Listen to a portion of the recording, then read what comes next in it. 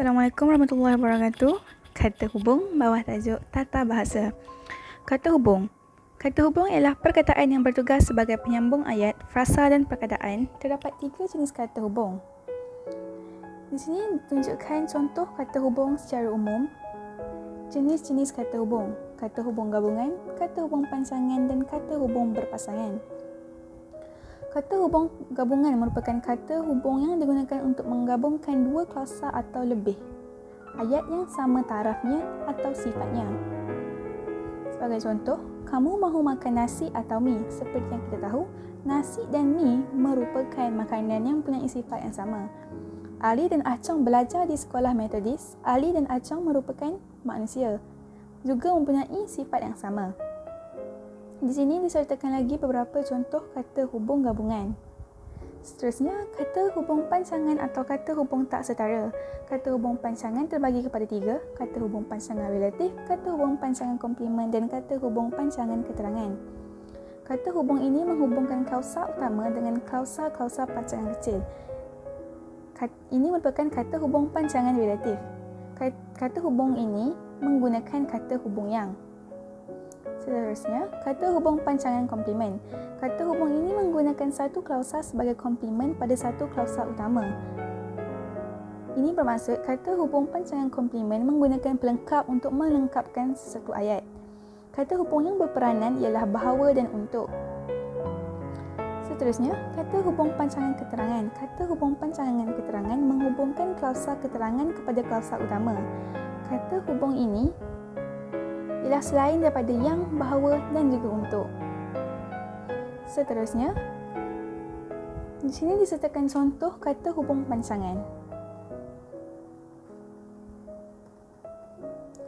Kata hubung berpasangan. Kata hubung berpasangan merupakan gabungan kata hubung pansangan dan kata hubung gabungan.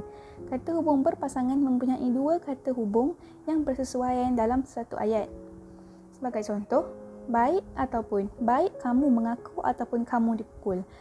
Di sini kita dapat lihat bahawa baik dan ataupun merupakan kata hubung yang terdapat dalam satu ayat. Ini bermaksud ia merupakan kata hubung berpasangan. Di sini saya sertakan lagi beberapa contoh mengenai kata hubung berpasangan. Seterusnya, contoh soalan berserta skema jawapan. Di sini diberikan petikan yang terdapat 3 kesalahan kata hubung. Skema jawapan. 3 kesalahan kata hubung ialah jika sekiranya diganti dengan jika ataupun sekiranya, setelah selepas, setelah ataupun selepas dan digantikan dengan atau. Seterusnya, kesalahan dalam penggunaan kata hubung. Yang pertama, kata nama dijadikan sebagai kata hubung sebab bukan merupakan kata hubung. Jadi, bagi menggantikan sebab, kita perlu menggunakan kerana merupakan kata hubung. Di sini saya sertakan contoh. Selain itu, kata hubung dan digunakan 2 kali dalam satu ayat bagi tujuan yang sama. Sebaiknya, gantikan perkataan dan dengan kata hubung yang lain. Seperti contoh, setiap hari Ahmad dan Ali pergi ke sekolah bersama-sama dan pulang dari sekolah bersama-sama. Dapat kita lihat di sini bahawa dalam ayat ini terdapat 2 dan. Selain itu, kita boleh juga menggantikan dan dengan serta. Setiap hari Ahmad dan Ali pergi ke sekolah bersama-sama serta pulang dari sekolah bersama-sama. Yang terakhir, menggunakan 2 kata hubung yang membawa maksud yang sama. Sebagai contoh, jika ataupun sekiranya. Jika kita menggunakan 2 kata hubung yang membawa maksud yang sama dalam satu ayat, ayat tersebut akan menjadi tidak gramatis. Sebagai contoh, mereka dinasihatkan agar supaya tidak bermusuh sesama sendiri. Tetapi ayat yang betul ialah mereka dinasihatkan supaya tidak bermusuh sesama sendiri atau mereka dinasihatkan agar tidak bermusuh sesama sendiri. Dapat kita lihat di sini bahawa ayat tersebut mempunyai maksud yang sama dengan penggunaan kata hubung yang berbeza.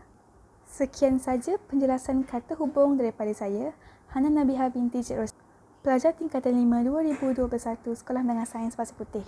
Di kesempatan ini juga, ribuan terima kasih diucapkan kepada guru bahasa Melayu saya, Puan Norazma binti Muhammad Saleh, di atas tunjuk ajar beliau di dalam penyiapan video ini. Sekian, terima kasih.